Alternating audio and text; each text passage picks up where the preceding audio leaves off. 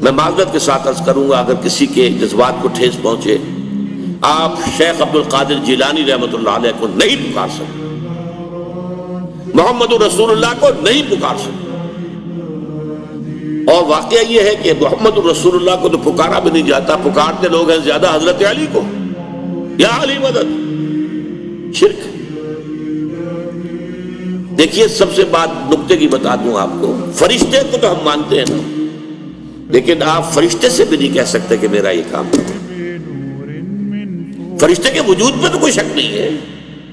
یا جبرائیل میرا یہ کام کرو، قطعاً نہیں، غلط، شرک۔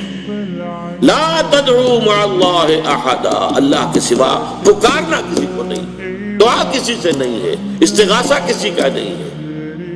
استعانت کسی سے نہیں ہے، استمداد کسی سے نہیں ہے، استنصار کسی سے نہیں ہے، سوائے اللہ۔